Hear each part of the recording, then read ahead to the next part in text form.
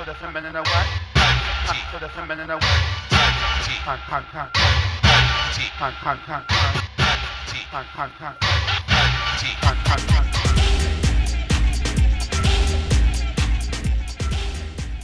Good evening, everyone, and welcome to Glitter and Concrete, a cultural history of drag in New York City, presented by the American LGBTQ Museum in partnership with Lincoln Center, the Brooklyn Book Festival, and Elyssa Maxx Goodman, author of Glitter and Concrete.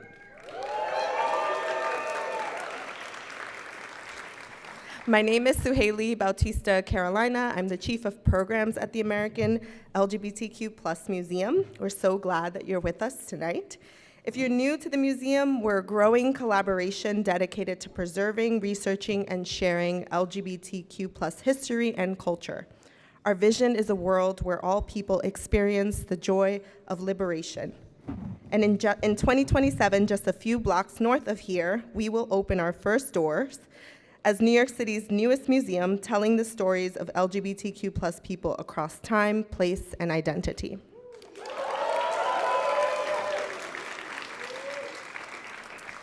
The museum will be a place for celebration, remembrance, and connection, a place where queer magic is real, a place where our ancestors are honored, and a place where our stories are told with power and pride.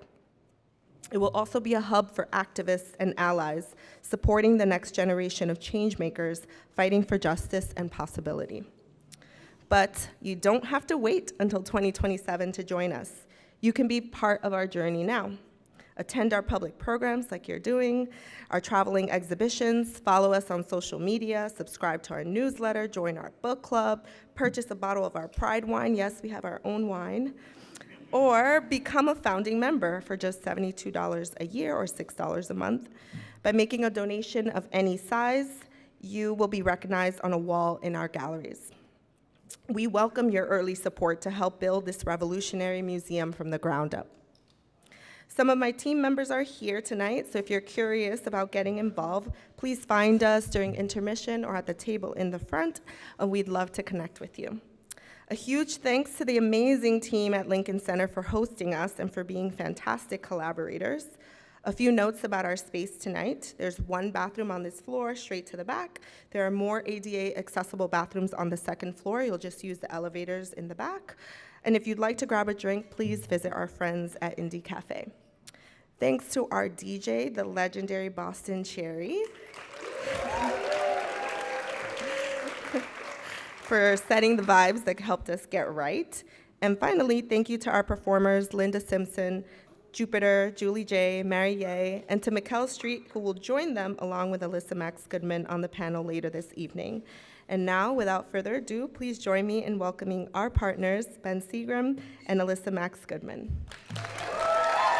Hello, hello, hello, everyone! How we doing? Hello, Lincoln Center! Thank you so much for coming out and for supporting drag and drag history. Ooh. Woo! A round of applause for yourselves for showing up this evening. Yes. Thank you so much for being here. Again, my name is Elyssa Maxx Goodman, and I am the author of this book, Glitter and Concrete, A Cultural History of Drag in New York City. I stand to, what is the direction? Where are you? Is that left? The direction? Stage left? Oh, sure. No, yes. This person here is my co-host and co-producer and my biological father, Jupiter. And yours. Without. Hello, everyone. We are absolutely thrilled to be here. Genuinely, genuinely. For anyone who wandered in off the street, first of all, welcome. Hi. Thank you. And this is not a typical drag show. This is a drag show about drag and about queer history. So tonight, we're going to have presentations. We're going to have performances from someone here. I So can't Elyssa, imagine who. readings and talks, and hopefully you will leave feeling 10% smarter and therefore 10% hotter, because we know that history has a big old juicy ass. Yeah, so it's right here, actually. Yeah, it's right here. We want to give a huge thank you to Lincoln Center for having us, for the American LGBTQ Museum for collaborating with us on this event, and we are also an official Brooklyn Book Festival Bookend Event. I did not totally practice that a bunch of times. So whether you are traveling from across the street, across the borough, or like my family, across the country, we are extremely delighted to have you here, and we cannot wait to put on a good show for you. Thank you, Jupiter. In a cultural climate like ours, we feel it is important to emphasize drag is an art form that's thousands of years old, and its practitioners deserve respect for being the artists that they are.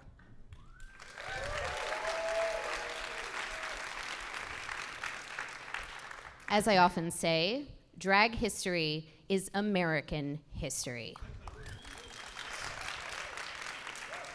It is not something that can be erased. When I began working on this book, I wanted to salute the art form that changed my life. Now it's 30 years ago. And to make sure the stories from New York drag's past didn't get lost. But even more than that, especially now, I hope this book finds people who need it. I hope it empowers people to see and find roots, informs those who wish to learn more, and creates opportunities for understanding and connection in its nearly 160 years of history. I have always believed that knowledge is power. My hope is that this book can help with that, especially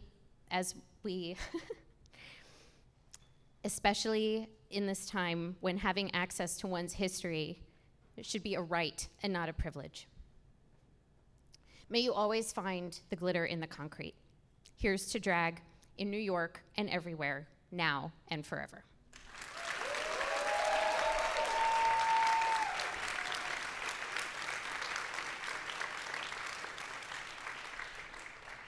Glitter and Concrete is available wherever fine books are sold. And Here.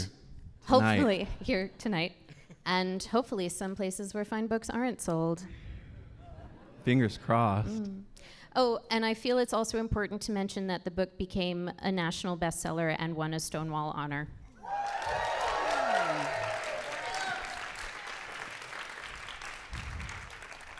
You can see that on the little silver stickers on the book that are available from PT Knitwear. Ooh. Thank you, Tom, for selling books tonight. All right, so are we ready for a show? Amazing, stunning. So to start off our show tonight, we are so excited to welcome the legendary Linda Simpson. After more than 30 years as a drag queen, Linda continues to dazzle her fans with her witty demeanor, fine-tuned camp sensibility, and unique blend of sass and class. And let's not forget her stunning appearance. Thank you. Since emerging from the East Village drag scene in the 1980s, this multifaceted queen has racked up a mile-long list of creative endeavors, including nightlife work galore as a hostess and party promoter, publishing the revolutionary gay magazine My Comrade, writing and starring in 4 different plays, and extensive work as a journalist, often in cahoots with her male alter ego, Les Simpson. So, to get the party started, Linda is going to be sharing with us her acclaimed slideshow presentation, The Drag Explosion, which features vivid photos of New York City's drag subculture in the 1980s and 1990s. Available for purchase tonight is The Drag Explosion Greatest Hits, Ooh, which features many of the images that you will see here soon.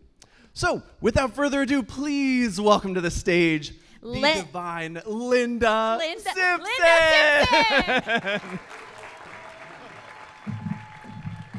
Well, hello, everybody. I'm going to use this lectern microphone, so I'll be stationary. Want to thank Elyssa and Jupiter so much for that wonderful introduction. I'm happy to be here at this drag-tastic event at wonderful Lincoln Center in an atrium. And I'm representing the senior citizens of drag because, as mentioned, I did... Yeah, thank you. So, because as Elyssa did mention, or maybe Jupiter did, that I did start drag in the late 80s in the East Village. And so during that time, I actually, I was well, let me just say, my entrance was well-timed, because over the next several years, there would be this incredible drag renaissance, and I was part of it. And during that time, I carried around a camera, which was a little unusual to do back then. And I was complete amateur, and I got a lot of photos. So nowadays, what I do is I put a lot of the photos into a slideshow, the Drag Explosion, and it tells the history of that era. And just a couple things to remember. It's not trying to be the definitive history. It's my own quirky journey. And not everyone that appears in it identifies as a drag queen per se. Trans umbrella was just as big then as it is now, although we all wore wigs together. And for those who have seen me before, pretend like you didn't hear that. Okay, all right.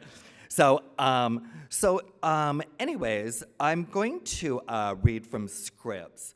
But one thing I just want to say first, let's have a big hand for Derek, our projectionist, everybody.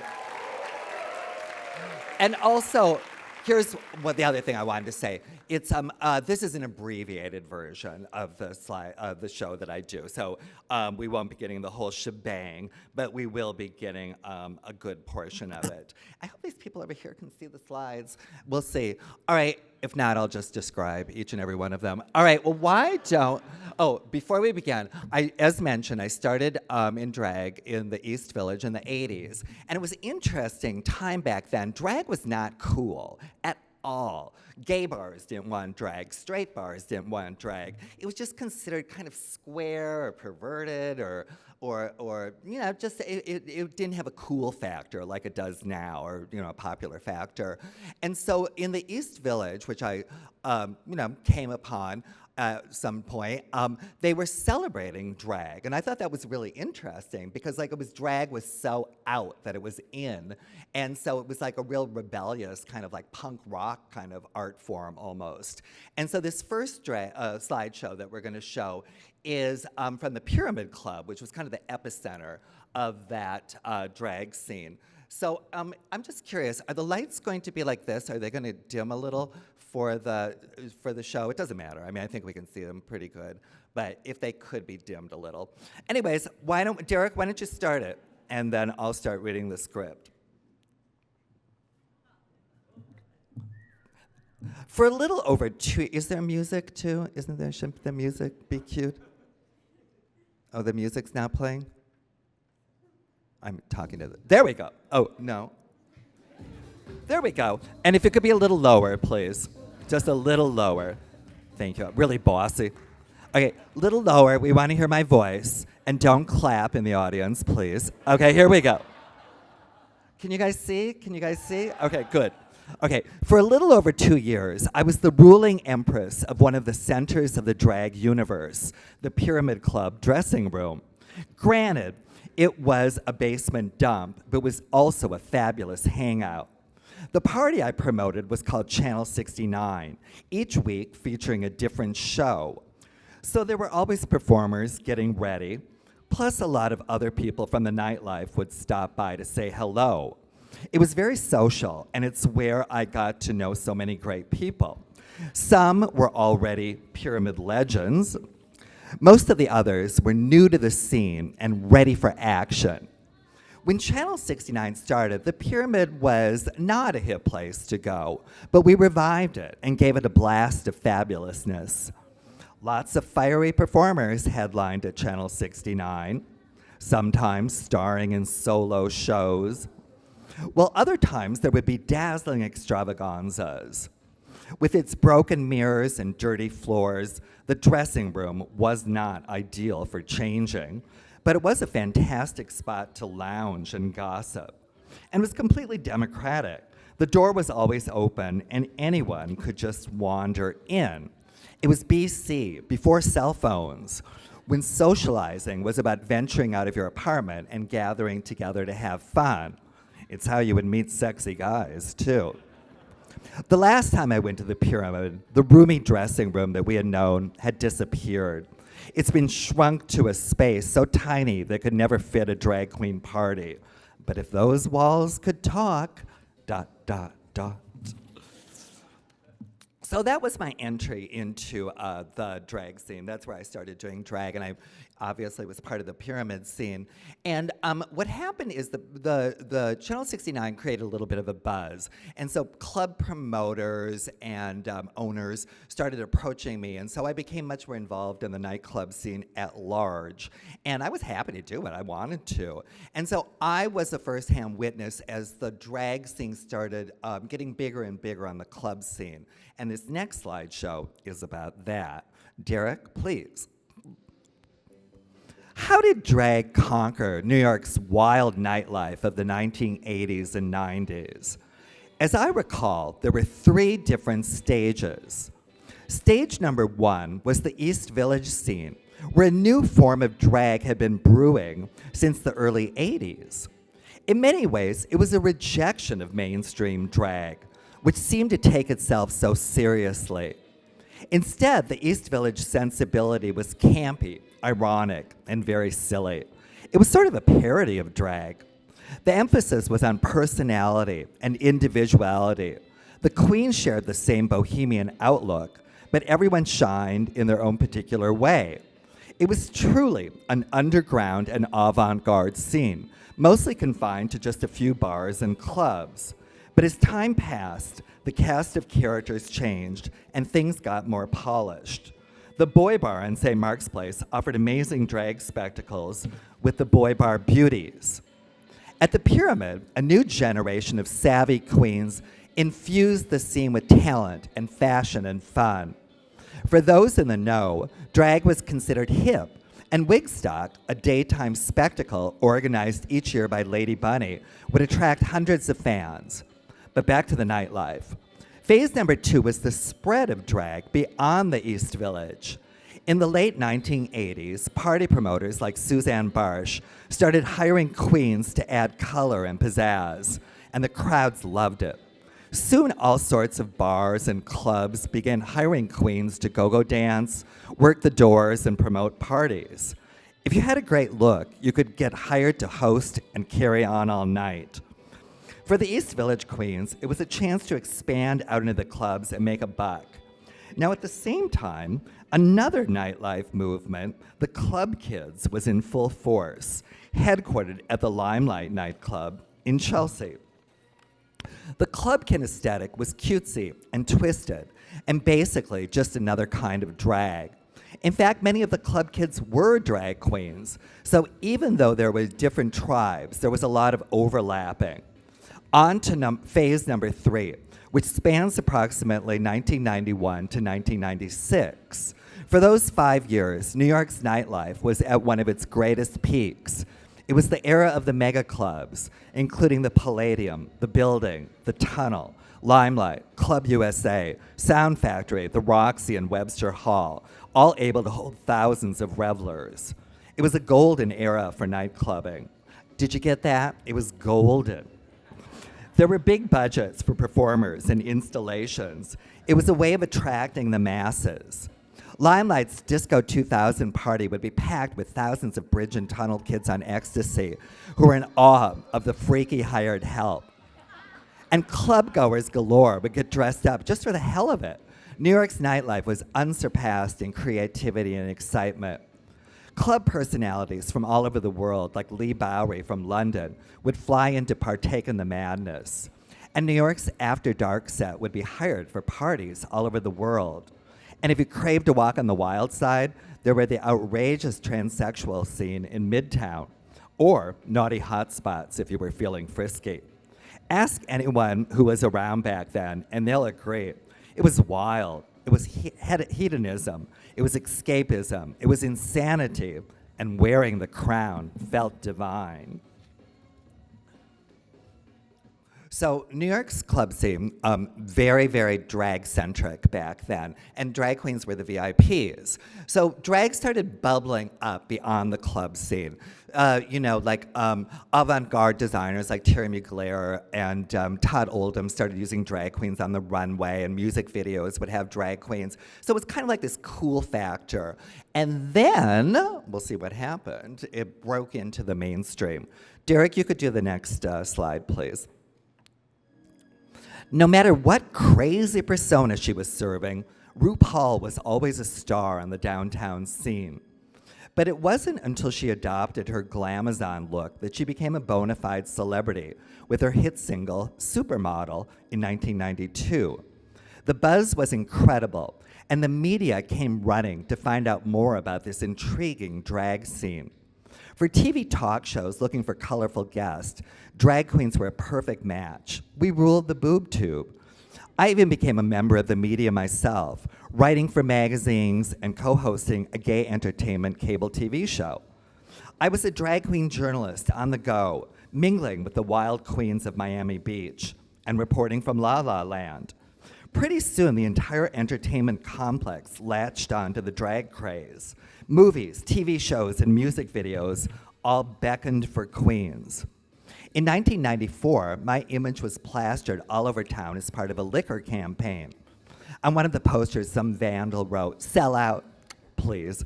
I was still a bohemian girl, just trying to make a buck.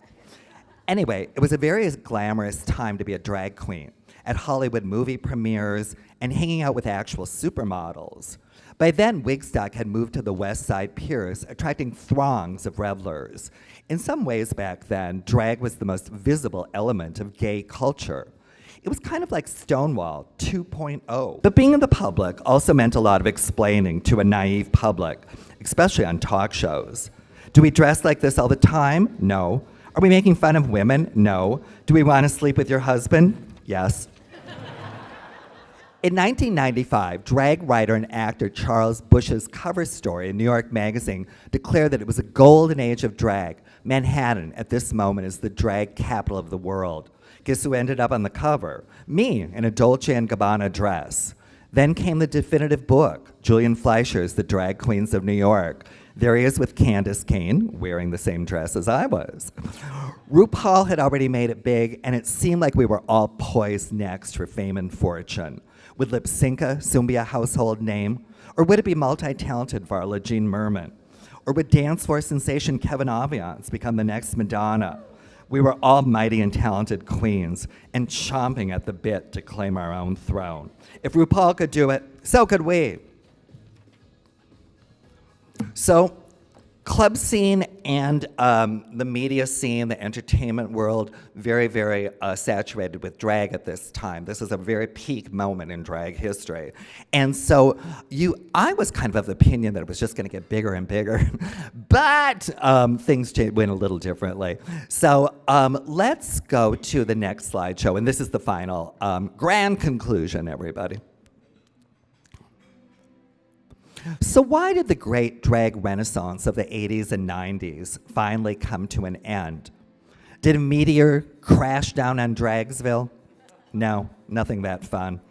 The end came about simply because when a scene is that intense and that hot, it can only last for so long. Time would have had to stand still for drag's incredible reign to continue. But as the decade progressed, things did indeed begin to change. After years of New York being the wild nightlife capital of the world, Law and Order Mayor Giuliani cracked down hard on the clubs. The club kid scene went down in flames when its ringleader, Michael Alec, was arrested for committing a drug-crazed murder. One by one, the big clubs began to close or be torn down. The creatures of the night were cast into the streets. As for the sweet love affair between drag and the media, it was no more. The press had decreed that drag was simply a trend whose dynasty had come to an end. The calls stopped coming. The gigs dried up. Making a living doing drag got a lot more tough. Even RuPaul's star began to fade, and her career went on hiatus. Well, at least one ambitious queen had made it into the stratosphere. But for the rest of us, it just wasn't going to happen on that grand scale. Ultimately, drag was still a little too freaky for the mainstream. In the years to follow, there would be many more glorious drag moments. Even a scaled-down nightlife continued to be a queenie stronghold. But drag's glory days, its golden age had passed. Goodbye limo, hello taxi. So was the end of the drag explosion traumatic for me? Not really.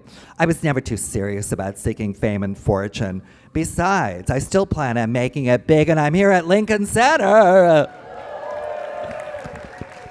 But I do sometimes miss those days. It was such a fantastic network of queens back then, boldly going where no other gender illusionist had gone before.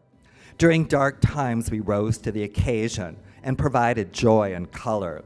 Yes, we were silly and ridiculous, but we were also ambassadresses and warriors and heroines. We fought the good fight.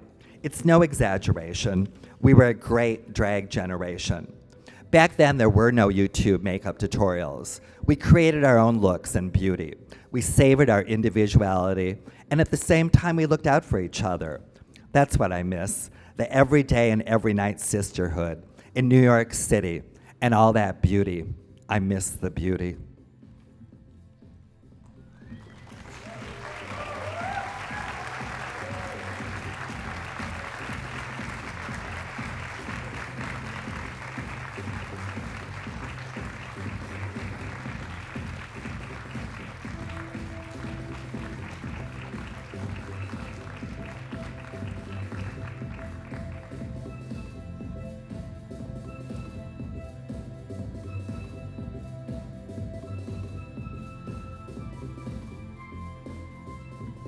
Thank you, everybody. Thanks for letting me do the drag explosion. Also, I'll take Alyssa's cue and plug my own book, too. A Drag Explosion, Greatest Hits. I'll be signing them afterwards. Thanks again, everybody. Please give it up one more time for the legendary Linda Simpson!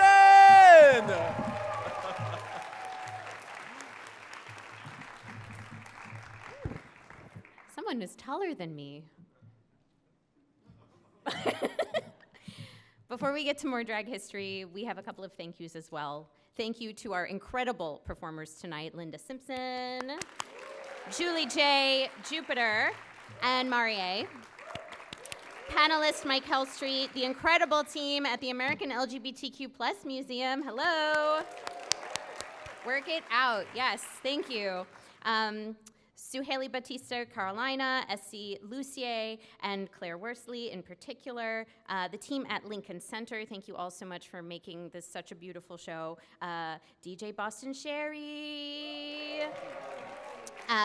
P&T Knitwear, Tom McDonald over there selling books. My partner, Chris Bitar, over there in the merch booth. Yeah.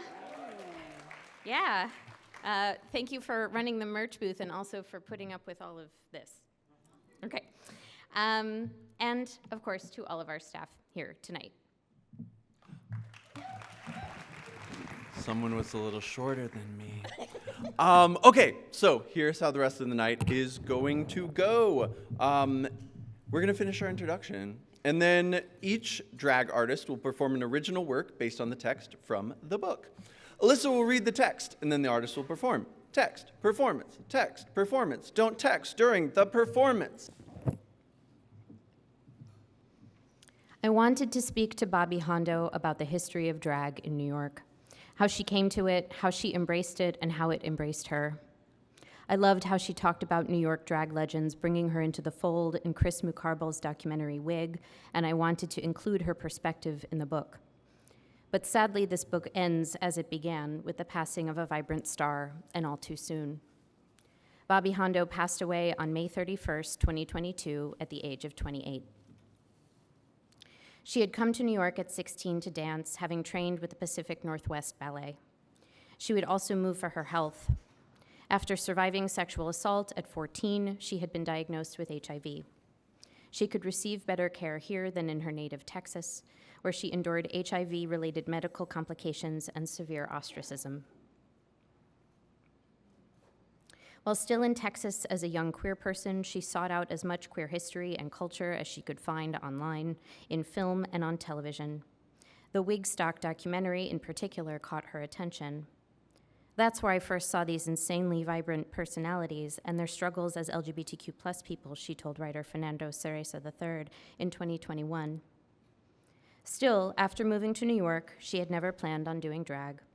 To be honest, drag was something I shied away from, she said in 2019. She remembered thinking, quote, that would be the lowest moment of my career if I ever did drag, because my God-given talent is dance. Movement is really where my strong suit is. She had seen drag in local gay bars in small Texas towns, but she wasn't impressed. Then I heard drag queens could do Paris catwalk shows, and I was like, wait, what? Bobby loved drag history and learning about the people who came before her and made her own journey possible in drag and as a trans femme.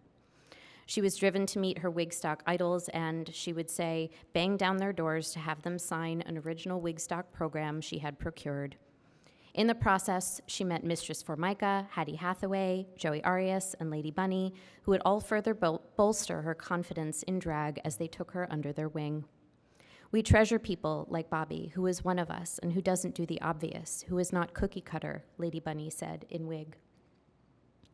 Bobby went to Perfidia for wigs. She performed in one of Taboo's plays. She worked with Linda Simpson at drag bingo events. I think people were kind of tickled that they had a young person that knew their histories, Linda said. It wasn't like an All About Eve situation necessarily, she continued with a laugh. She was admiring of other people, but she wanted to carve out her own unique path also. Bobby interpreted their influences as an artist would. Her makeup and presentation was 90s glamorous, but not too contoured, not too pancake, not too YouTube. She wore no hip padding. I think Bobby liked being sort of contrary and a little unique, so I think she wanted to seek something out that maybe others weren't quite as involved with, Linda Simpson said.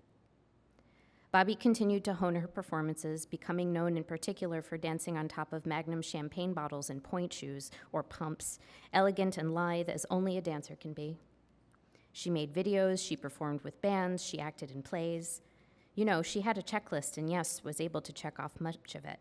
But she was restless, she wanted to do more also, all the time, Linda went on. She was continually expanding her world, and I think that she was able to always make an interesting impression on people. I remember seeing Bobby perform at the Jackie Factory's Low Life 8 Fairy Tale of New York event at the Pyramid Club in 2018. Her long limbs moved in a modern dance-esque gesture atop sky-high black patent leather heels, a red mask painted across her face. They called her a rising star, maybe the only person performing that night under 30. They all recognized her talent and brought her into the rebirth of Wigstock in 2018. As chronicled in Wig, she wears an ensemble worn by Mistress Formica in the original Wigstock documentary, lent to her by Formica herself.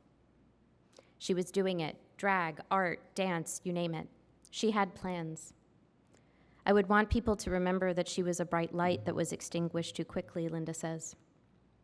Profiled for Paper Magazine's Coolest Person in the Room feature in 2020, she gave her drag forebears credit. But Bobby also had the ambition and talent and willingness to learn. Like so many others who came before her, she was making space for herself, living as vibrantly and unapologetically as possible, and she succeeded. Bobby is a testament to the power of knowing your own history, yes, but also to the power of learning from the past to design your future, to the power of community to see strength and uplift it, to the power of what one person's passion and drive can lead them to accomplish. Like every drag artist in this book, Bobby saw and learned and created and lived the life she wanted to live to the best of her ability. That is the power of drag, this art of invention and reinvention. I believe this book is for Bobby and for people like her, people eager to connect to the world of drag as they craft their own paths, voices, and selves.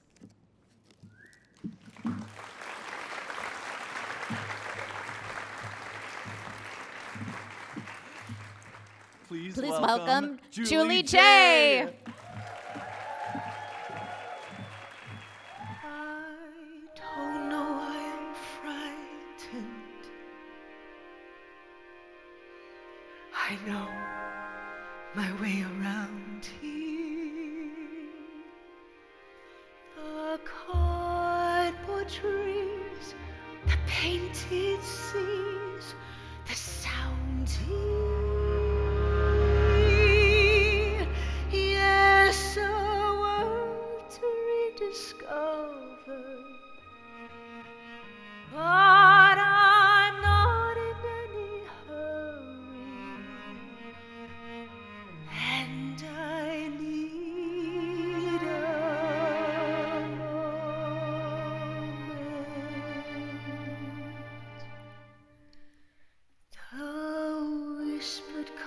conversations in overcrowded hallways. The atmosphere as thrilling here as always. Feel the early morning madness.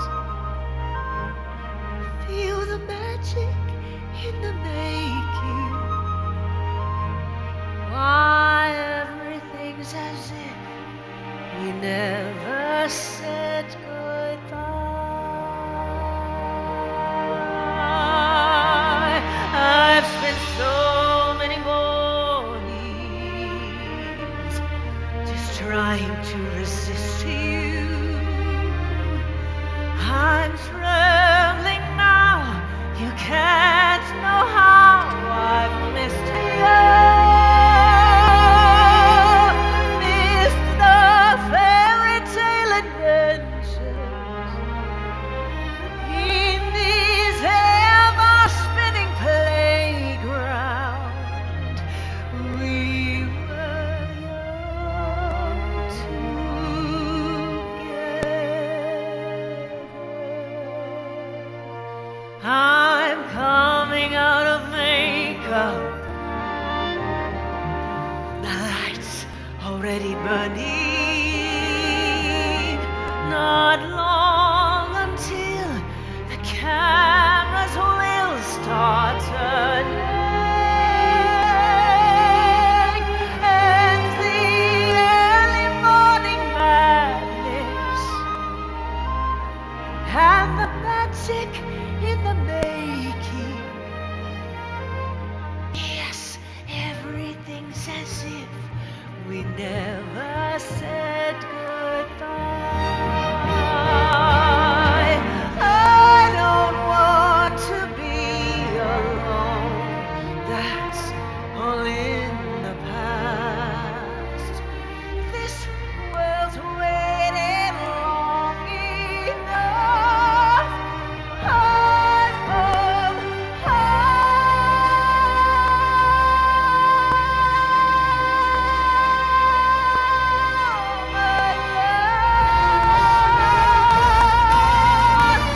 and the best time we bigger and brighter than we knew it. So watch me fly. We all know I can do it. Could I stop my hand from shaking? Has there ever been a moment with so much to live for?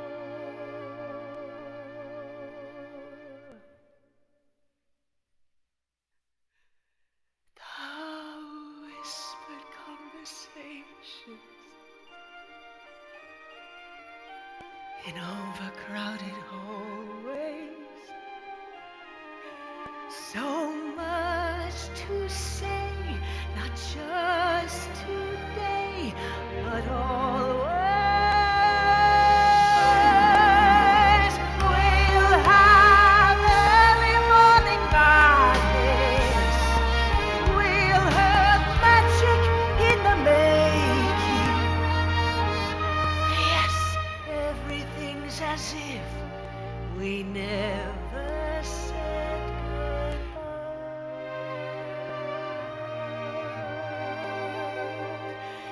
Yes, everything's as if we never said goodbye.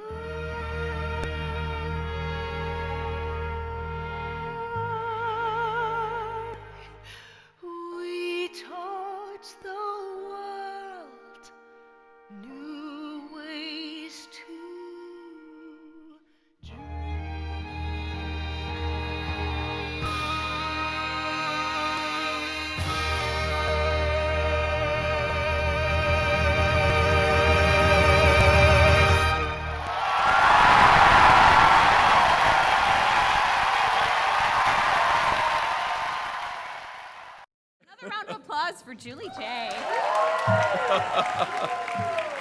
Wow. Okay, are we ready for our next performer? Amazing. Our next performer this evening is Miss Marie. Marie is a Brooklyn-based actress, performer, teacher, and award-winning nightlife entertainer. She recently appeared in Noah's Ark, the movie, on Paramount+. And additionally, she is the current reigning Miss Bushwig 2025. Tonight, Marie will be performing a piece based on ballroom culture, which Elyssa will read now.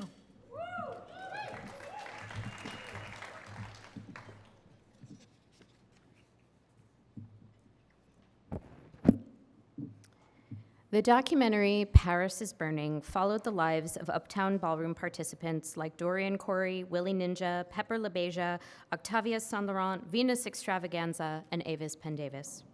At the balls, the documentary revealed they could create their own worlds of glamour and beauty, worlds to escape poverty, homelessness, violence, addiction, and other issues they saw in their communities. The film was a sensation, winning the 1991 Grand Jury Prize at the Sundance Film Festival. Now a part of the National Film Registry and the Criterion Collection, it is considered among the most important documentaries of the last 40 years.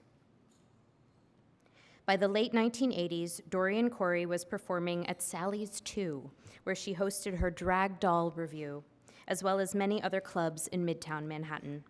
She also served as guide and mother to performers in and out of the House of Corey. Barbara Herr remembers Corey from her time working at Sally's. She dragged me off to Fire Island to do the pageant, the best professional pageant. It was so crazy because I won. After that, she became my mentor here in New York. She was always booking me, always finding me work. She made me clothing. She was very, very special, Herr remembers. Dorian, a transgender woman herself, also helped Barbara through her transition. I wasn't used to dealing with trans people because I had just undergone my transition, Herr said. If you were talented, that would be enough for them to hate you. So with Dorian, she taught me that, screw them, you're talented, you are who you are. She actually pushed me to get better gigs and do better things. Barbara Herr was only one of the many people Dorian would mentor and help throughout her lifetime. During her time in the ballroom scene, Dorian snatched approximately 50 grand prize ball trophies. She also had a successful business as a costume designer, making ensembles for off-Broadway productions. In Paris is Burning, Mother Corey is forever nonplussed. Through her practical and sardonic wit, we get some of the film's most telling lessons. Shade is, I don't have to tell you you're ugly, because you know you're ugly. She masterfully drolls. She also explains how she tempered her expectations as she aged. Everybody wants to make an impression, some mark upon the world. Then you think, you've made a mark on the world if you just get through it, and a few people remember your name. If you shoot an arrow and it goes real high, hooray for you. Paris is Burning preserved the lives and legacies of ballroom icons, most of whom have since passed on, for audiences who may have never known about the phenomenon otherwise. One of them was Felix Rodriguez, who saw Paris is Burning when it arrived in theaters. I literally went to see Paris is Burning on a Friday, and that Sunday was my first ball in 1991, he said. He became a member of the House of Milan in 1993. Many people in ballroom felt exploited by Paris is Burning, he said. A filmmaker himself, he was quickly made aware that cameras were no longer allowed at balls. But Paris is Burning and the release of Madonna's Vogue in 1990, despite their appropriative controversies, brought the ballroom world fully into the public eye. Before Paris is Burning, not so many people wanted to go to a ball because they were considered trash, Rodriguez said. They were at 4 o'clock in the morning at a cheap hole up in Harlem. You had prostitutes, you had pimps, you had all these people that were considered from the underworld being a part of it, and not too many people wanted to be associated or be a part of it. But then after Paris is Burning and Madonna's Vogue, they were like, wait a minute, I'm missing out on something, and maybe I can become famous too. In spite of, or because of its controversies and complexities, Paris is Burning has remained an introduction to drag and ballroom for generations and cemented ballroom's place in American history.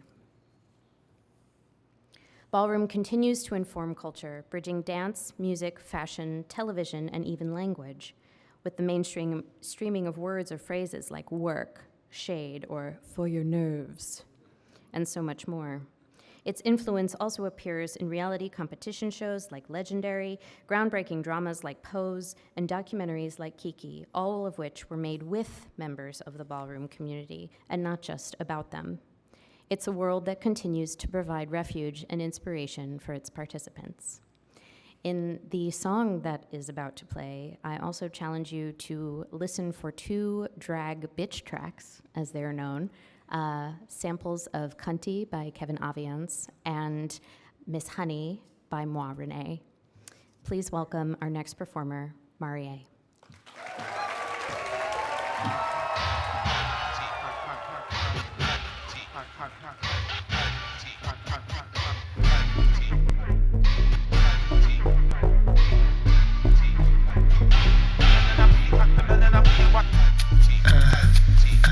Check my technique. Coming from my technique. You wanna feel my technique? It's pure. Bad bitches to the left. Money bitches to the right. You can be both. Meet in the middle. Dance all night. Take it all off, or just a little if you like. It's pure. It should cost $1 billion to look this good. Oh yeah. But she make it look easy cause she got it. Check my technique. You can find the one when the tempo good. Wanna touch my technique? 4, 3, 2, fucking busy. That's my technique. That's my technique. Bad bitch, Bisou, right and left cheek. Ideas, my dear, that's my technique.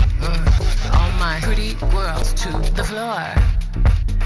Get your money, cunty, hunty. Don't be funny with my money, honey.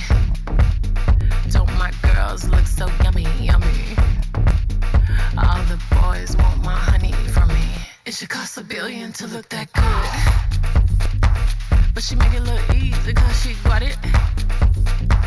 You can find the one when the tempo's good. 4, 3, I'm too fucking busy. Check my technique. I see you too, coming from my technique. Bossy bitch, Bisou, right and left cheek. Future, Renaissance, study my technique. All the pretty boys to the floor. Get your money. Don't be funny with my money, honey. Don't my girls look so yummy, yummy? All them boys want my honey from me. Bad bitches to the left. Money bitches to the right.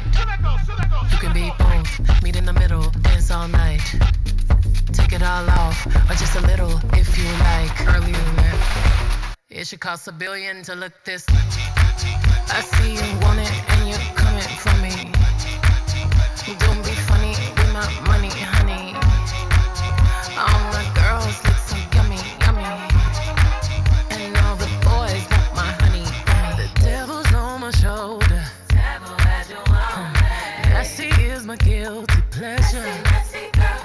If you give us as a squeeze, it's pretty hell will give you pleasure. Once you give me hyped up, baby, I won't stop. I won't stop till you say you had enough. Riding like a rodeo when I'm on top. I'll get you stuck in my love, stuck in my honey. Honey, I put the sweet on your tongue. Don't it taste yummy? Yummy, the stick it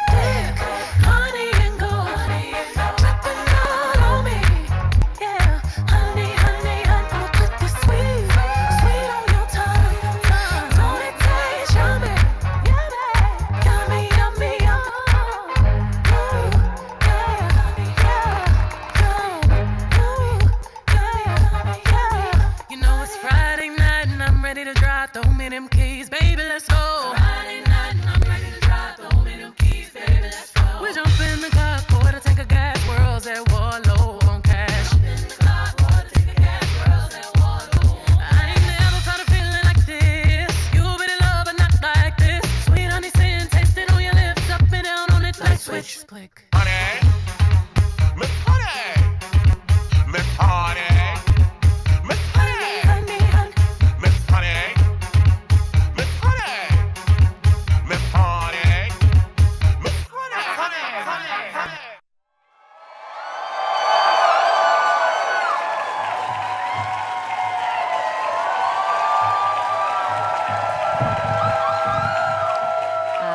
Our next performer this evening is Jupiter.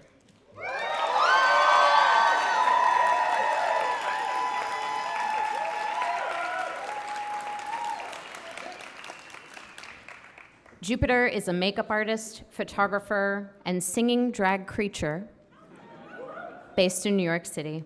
His work blends the drama of drag with the otherworldly nature of sci-fi, fantasy, and horror.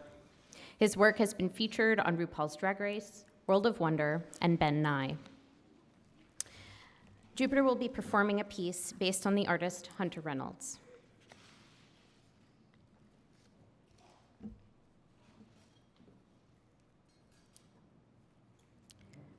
It was everybody on our block. You'd have like 3-4 friends at a time. The president wouldn't even mention it, said artist Toby Gidio, may she rest, a Pyramid regular. This created a need to try to create your own family, your own community, and we did. That was the great thing that happened. The Pyramid became a place to laugh at a time when so many vibrant lives were being lost. It wasn't escape laughter, Gidio says, but survival laughter. There was deep despair, grief, and sadness, but people counteracted that by helping each other, visiting friends in need, bringing people meals, and also by being creative, putting beauty and humor into a world that often felt absent of both. It was a guaranteed death sentence at that point if you came down with AIDS, said Michael Musto. We were losing people every day. We were all torn between mourning and grief and terror and rage against the government for not doing anything. But somehow the nightclubs were booming bigger than ever because we needed to cling to each other each night. By 1986, almost 1/3 of all AIDS cases in America continued to come from New York. Activist Larry Kramer founded the group ACT UP, AIDS Coalition to Unleash Power, in 1987. Tired of government inaction and the apathy of gay men toward the disease, ACT UP held demonstrations and protests in some of the city's most ubiquitous areas, like Wall Street and the New York Stock Exchange. They also used drag in their demonstrations, memorably at an event inside the Tony Republican Women's Club on West 51st Street. Who the fuck cares where it is?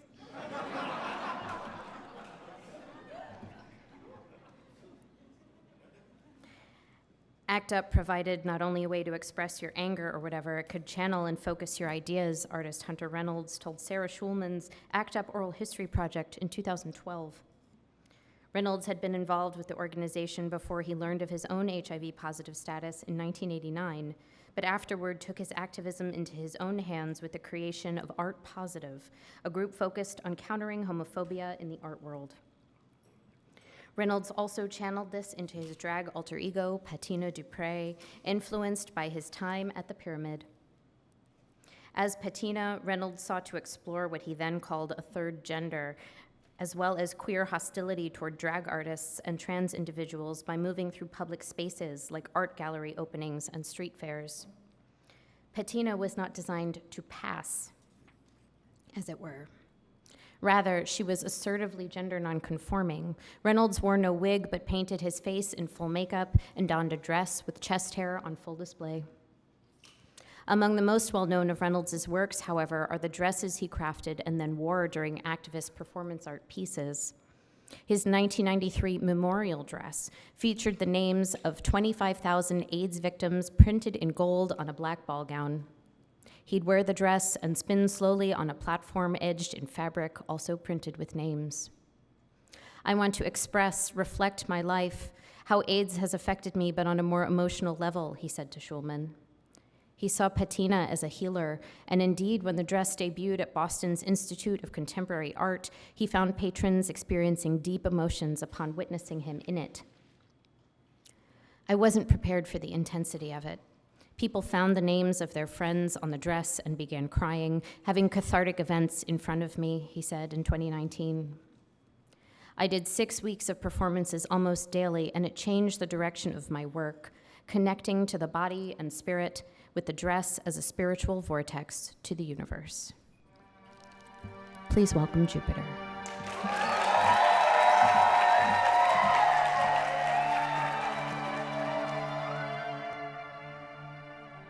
To all the words that we have yet to say, the things that time steals and turns to pain,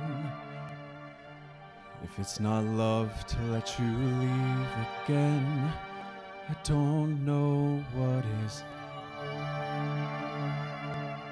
But if you doubt and question what the future holds, remember there's no place you can't call home.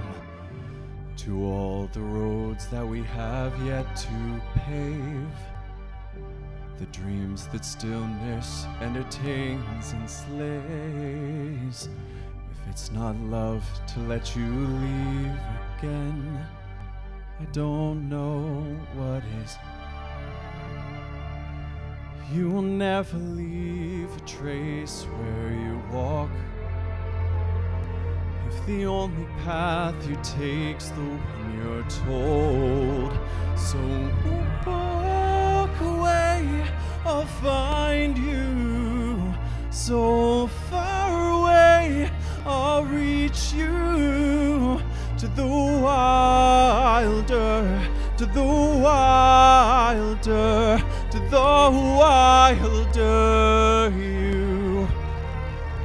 To the wilder, to the wilder, to the wilder you.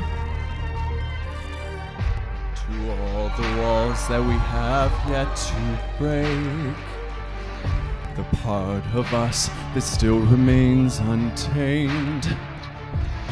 We must be more than animals in chains. It's a poison that kills. Would you let the wind tell you where to go, if the only path you take's the one you're told? So walk away, I'll find you. So far away, I'll reach you. To the wilder, to the wilder, to the wilder you. To the wilder, to the wilder, to the wilder you.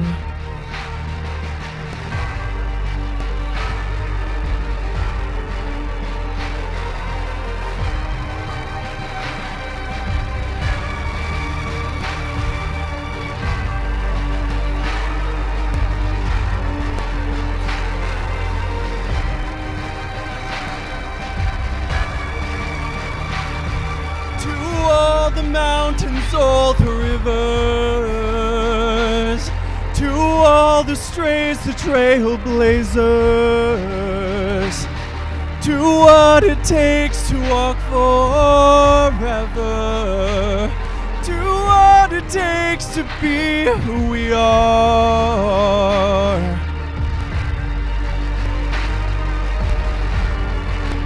Who we are.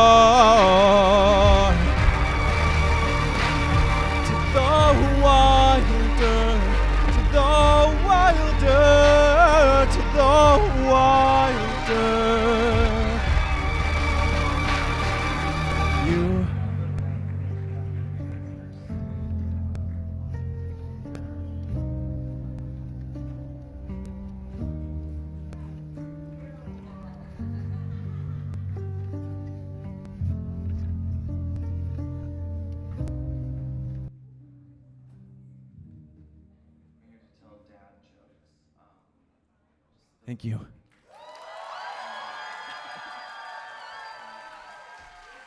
Thank you very much. Joining us now will be the journalist Mike Kell Street. Mike Kell Street is a writer and editor based in New York City. He has contributed to books like Revolution is Love, A Year of Black Trans Liberation in Ballroom, A History of Movement and a Celebration. He has also helped launch podcasts like Black Queer Canon and The Let Out, the official podcast for HBO's ballroom competition show, Legendary. Please welcome to the stage Mike Kell Street, Julie J, Marie, Linda Simpson, and us.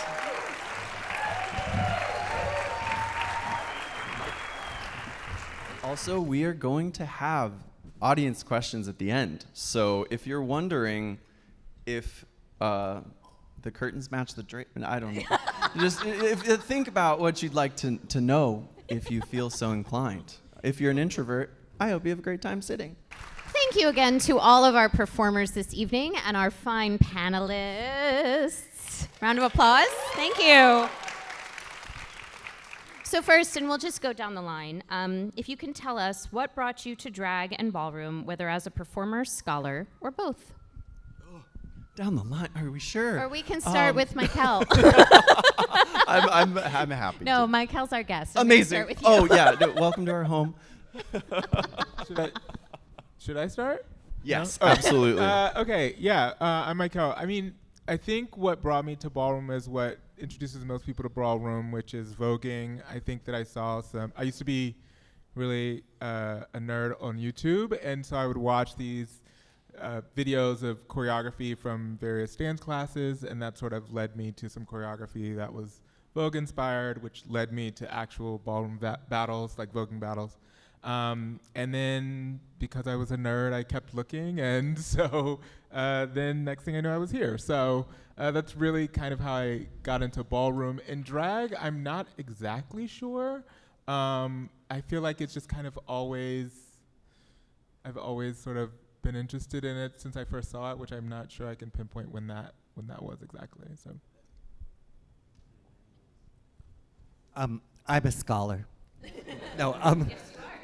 No, as mentioned in my acclaimed slideshow that I did earlier, I started out in the East Village, and there was like a bubbling drag scene. But I was a fan before I joined, and so I kind of joined by peer pressure. I'm not peer pressure, but because everyone looked like they were having such a good time, and so I eventually started doing drag too. But it wasn't like an overnight thing. I started, experimenting, and then finally, I didn't even have a name at first, and then finally got full force.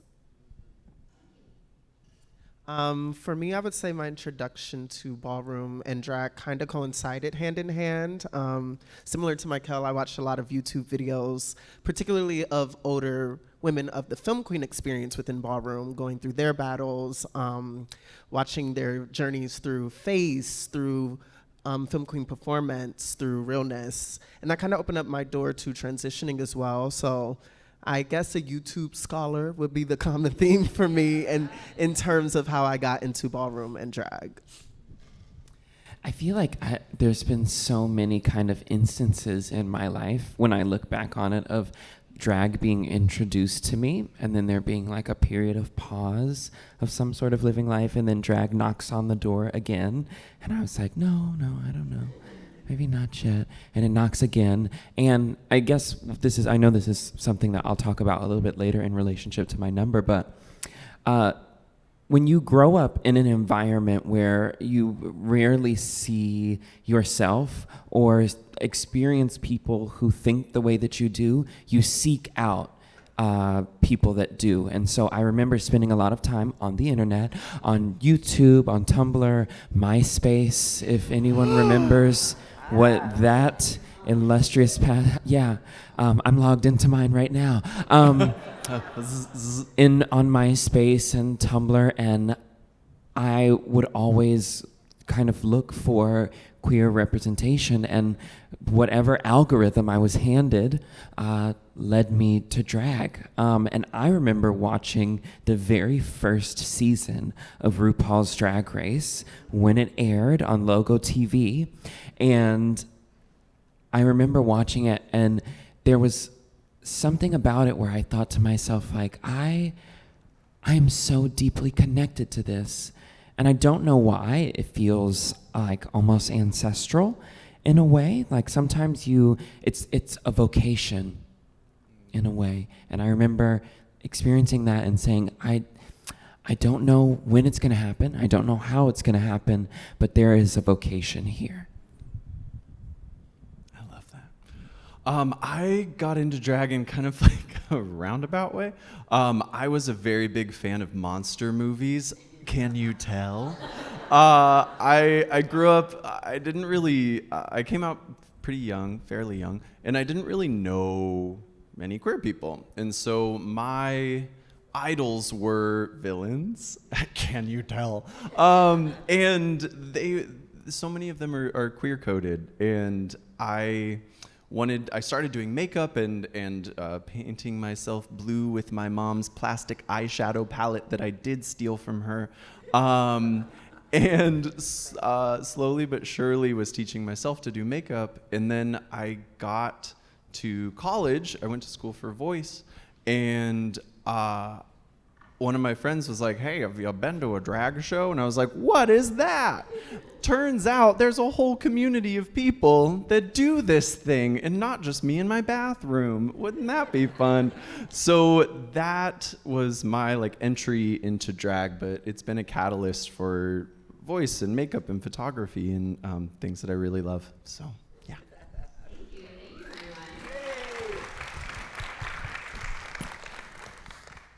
Linda, can you tell us how presenting the drag explosion has affected how you think about drag now?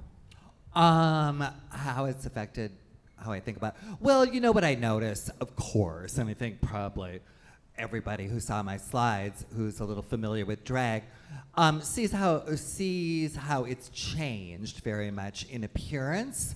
Back in the day, I think the emphasis was more on prettiness.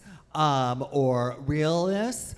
Not necessarily that everyone pulled that off and that there weren't a great variety of looks, but I think drag now is, and very influenced by RuPaul's Drag Race, is more theatrical and more, I don't know, costumey, I guess. I mean, we were all on a budget too, so but we did not, but like even contouring was not like a thing back in the day. And so that's one thing I would notice very much about how drag has changed. And of course, the popularity of drag now too is far surpasses that era that I was talking about earlier with my slideshow. Not that that wasn't very, impressive and it broke into the mainstream, but that was more kind of a collective kind of thing. Now, like individual stars, make, good livings, and they are very much celebrities. Thank you, Linda. Michael, how would you define ballroom for someone who's never seen it? And can you tell us a bit about how drag and ballroom intersect historically? That's a lot of question. We can break it down. I can do the first part. Yeah, Lock the doors. First part first. I think ballroom is kind of difficult to define, but I think the way that I would try to describe it to someone is first I would say it's difficult to describe and define, but I think it's sort of like its own, it's a subculture, but it's really very much its own world. At this point in time, ballroom is a global subculture that's composed of houses that you can think of in terms of like teams on the ballroom floor, but you can think of them in terms of fraternities or sororities when you think about sort of how ballroom operates, and you can think of them as families for some people on the most local levels. And in those, at balls, everybody competes in a variety of categories. Some of them are performance-oriented, so maybe voguing. Some of them are aesthetic-oriented, so it might be face or body. Some of them might be fashion categories, or there might be sort of a runway category, which is also kind of performance, but whatever. That's essentially what a ball is these teams, these houses come together and compete for trophies, they compete for cash, they compete for bragging rights. And but also they, off the floor, they sort of can operate as a surrogate family for whatever you need. And so for some people, that means that, oh, I don't have a connection to my biological family and I need this kind of support. Some people do, and they don't need the support in terms of as a replacement of, but maybe in addition to. And so you might have a gay father or a gay mother, though you have a very close relationship with your biological mother or father, maybe they can't teach you the things about being gay because that's not their experience. And so you have this other person who can sort of come in and assist. That's not a replacement, but is in addition to. What was it? Oh, the connection between drag and ballroom. I'll try to make this shorter. So ballroom came out of the drag scene. So before the 1970s, I don't want to get too much into it, but drag, there used to be drag balls where these would happen all over the city, but most people know, most notably, the ones that happen in Harlem, uptown in Harlem. And they would have these balls where queer people would get into drag and dance around like a ball, and at some point there would be this sort of pageant situation where they give out trophies. And as the lore goes, the black drag queens were being short shrifted in those competitions and thus sort of broke off and began their own balls. Eventually that sort of morphed into Crystal LaBeija held a ball by the House of LaBeija, which started the house and ballroom scene, which is the ballroom scene that we have currently. And so that's sort of the connection. And the way that I like to think about it is that really when we think about balls before ballroom, it was really only drag queens who competed. But when it began to be the house ballroom scene, it sort of shifted in this idea that sort of all of us are kind of queens in a way, like all of us are doing some sort of performance, all of us are dressing up for a category. Everything that you're wearing for a category, even if it's jeans and a t-shirt, to walk a realness category is a type of drag. And so because of that, everyone became a queen, right? So there were femme queens who were trans women, there are drag queens who are men who dress as women, not always men, but don't want to get into that. And there's butch queens who are people who appear masculine or male in their daily lives but are gay and walk balls as well. It's very long, but hopefully that was great. Thank you. Round of applause for Michael.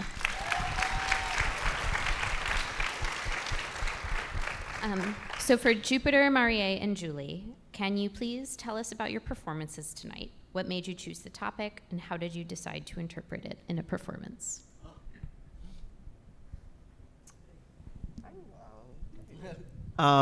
Since we're on the topic of ballroom, I've always been a big fan of ballroom. I wouldn't technically consider myself in ballroom, considering that I don't participate actively. I don't walk in a house, right? I think that distinction is very important, considering the time that we are in, where ballroom is so easily commodified in culture that it often feels like we are missing the root of what the scene is, because it's not always represented by people who are active participants in ballroom. So I chose Renaissance and Beyonce tonight to kind of have a commentary on that front in a sense.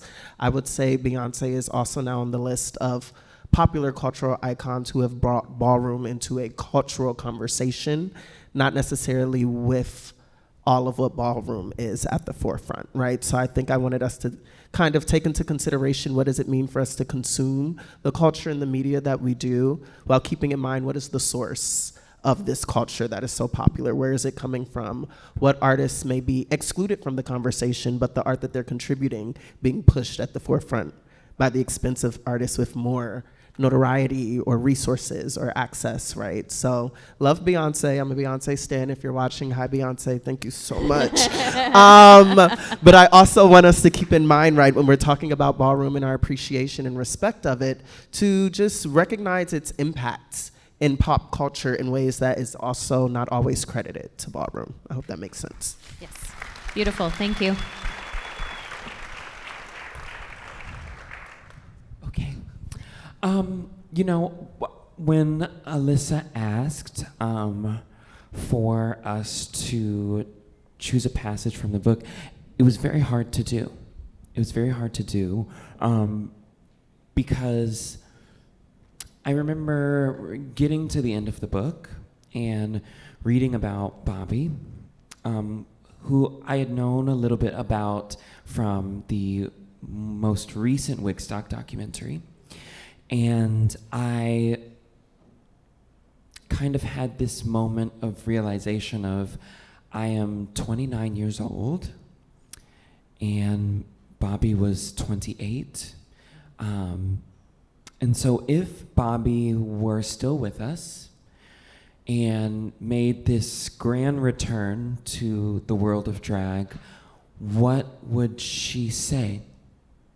What would she think about the landscape of things now, of like being underneath this system or this administration that we're living within, and the confines and the constraints?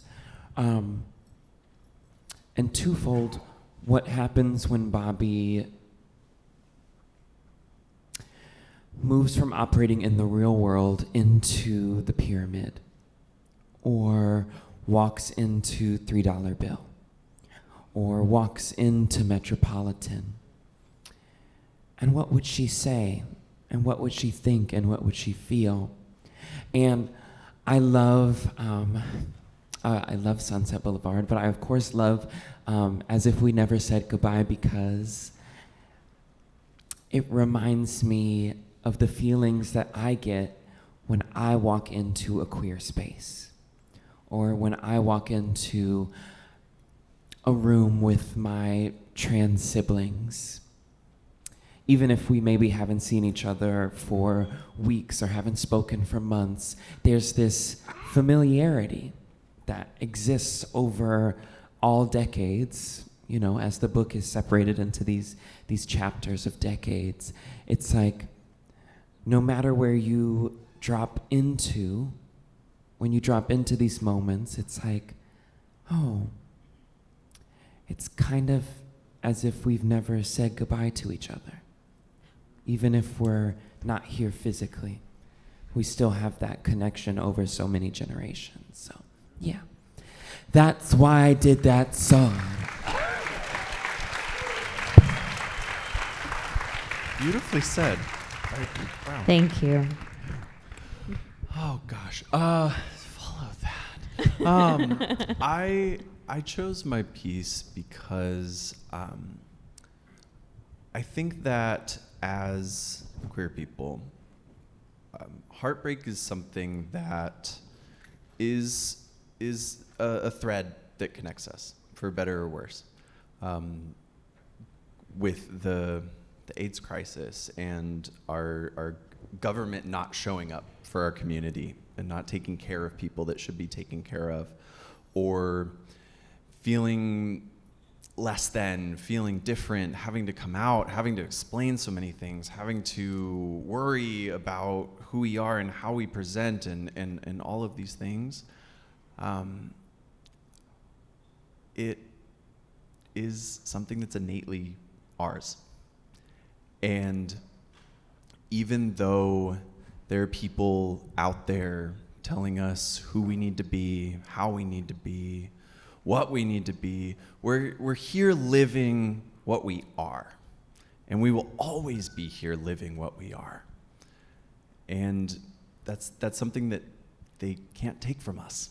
And they might want to, but it's ours. So you can't have it.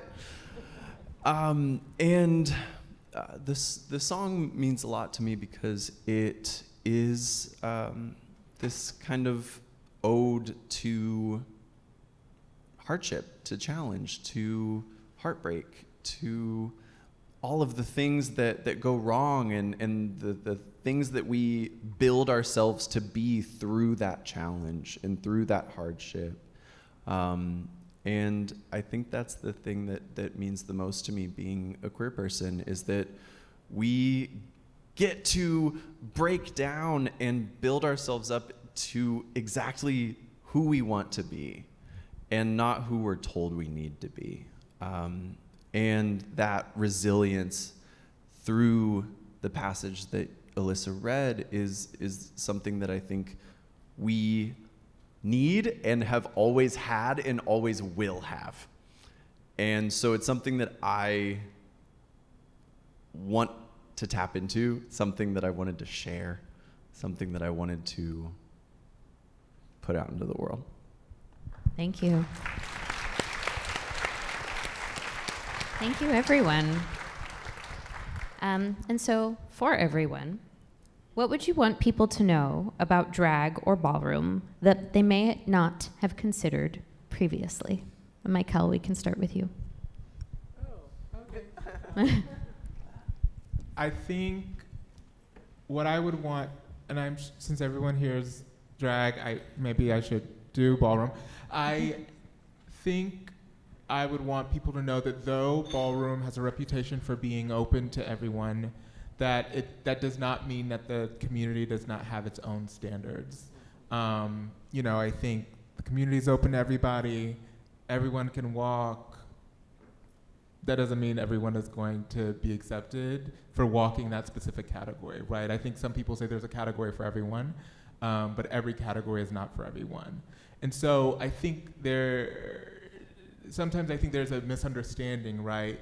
Because there's so much conversation that ballroom was made for marginalized people and made to accept people who were outcast, that sort of innately means that like it's sort of a free-for-all, but ballroom as a community sets its own sort of standards and gatekeeps what it wants to, just like any other culture.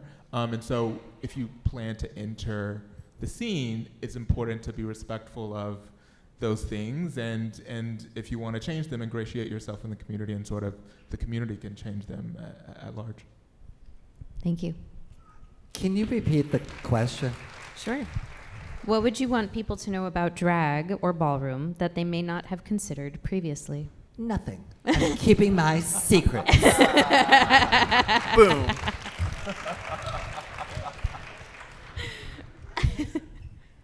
All right, next. Linda, that was really good. I think, what would I want people to know that they don't know already? That you can never know too much.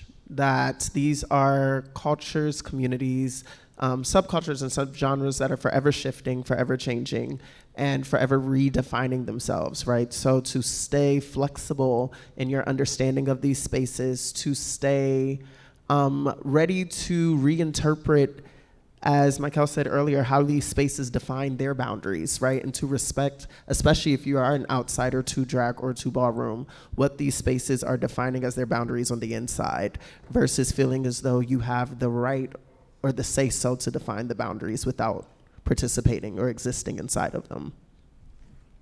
Thank you. Nothing. I'm keeping my secrets. No, I'm just kidding.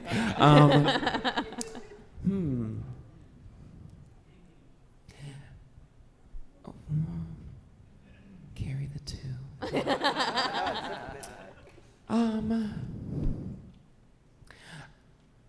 It is that deep, but it also is not that deep.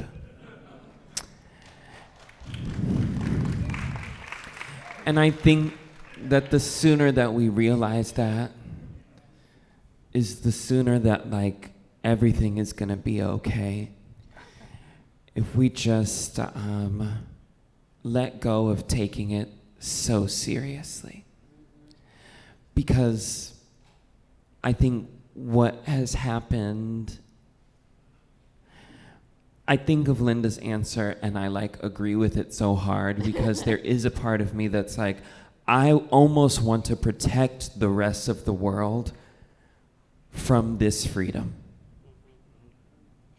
I almost want there to be some people that don't know, because some people don't deserve to know. But I also try to think deeper about it and try to be empathetic, which I feel like all queer and trans people are born just knowing and getting, right? You have to teach empathy to so many people. But it's like, on the other side of all of the hang-ups, on the other side of worrying so much about a bathroom and who's making sure that your child knows how to read, is so much freedom. And so I wish that people knew about that freedom, but also maybe it's not meant for you, and that's also okay. Thank you.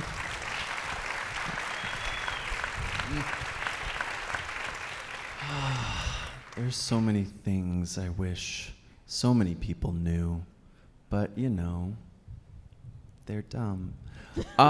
Just kidding. I think that the thing I wish people knew about drag is that there's not a right or wrong way to do it. We're in a big old spot right now that drag is. It feels like it's becoming like a photocopy of a photocopy of a photocopy of a photocopy of a crystalled wig of a fire-breathing dragon costume. I don't know. And there's no right way to do it. There's no wrong way to do it. Well, there are a couple wrong ways to do it. Just kidding. But Julia would never. But it's joy, and that's what it is. There are so many people that are trying to say it is one thing, it is dangerous, it is scary, it is whatever. It's just queer people being joyful. And I think that terrifies people. And I say let them be terrified. Why not? I'll put my fangs back in.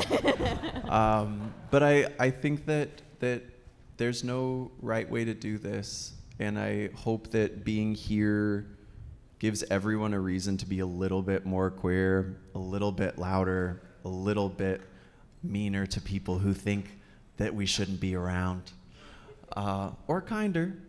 We'll see. Let them decide that. But I hope that whatever we have shown you on this stage affects you in a way that you can bring it after this show. That's what I hope for. Thank you. And so now we have a little bit of time for questions from the audience. Does anyone have a question? Yes. To my understanding, it is what is the boundary between drag and not drag? I also think you touched on a really fundamental aspect of drag, which is it's messy, blurry, sticky, a lot of boundaries that are not defined, right? So I think the thing that stitches it all together, I like to think of drag as an act of embodied performance. I think of it as an act of taking aspects of yourself and putting them on display for people to see in ways that you wouldn't normally do in your day-to-day life, right? So I don't always walk down the street thinking that I'm Beyonce, but when the track is playing for those 5 minutes that I'm on stage, I'm Beyonce. So to me, right, if we want to think about the boundaries of drag in its most simplest form, that's kind of how I tend to look at it, right? What is that time frame in which I'm presenting myself to the room full of people? That's drag for me, if that makes sense to you. Oh, yeah, I very much agree. I think drag has to do with having an audience. And I think that there is something to it in ballroom, we call it the effect, right? The thing that you are wearing or embodying or whatever, right, that takes it to something else. But I think really that can be as simple as, I don't know, a lash. You know what I mean? Like it could be very simple. It doesn't have to be the wig as you mentioned. But I think the other key part is that you're doing it for an audience. That's what I think. I also think that you'll know it. Like you will feel the change. And I know that's so like a, oh yes, ethereal thing. But it is true. There is a moment like even today, it's like I'm putting everything on. I am in transit to the gig. I get to the gig. I set everything down. I look in the mirror, put on last, touches, moments, everything. And then I open the door and something like happens. And you just like embody it. And it's like, oh, hey, okay, we're on. Let's do it. Let's make it happen. We're gonna share something. We have something to share. And then we don't anymore right now. Thank you so much. Goodbye, everybody. And Julie and I work together often, so we often have the moment with each other where it's, okay, now we're here, so yes. I would like to make sure that everyone gets their bows this evening. So if you would please clap your hands ferociously for these amazing individuals. Michael Street, Linda Simpson, Marie, Julie J, Jupiter, your drag artist this evening. Thank you so much. And can we please give it up for the illustrious Elyssa Maxx Goodman? Sing it up.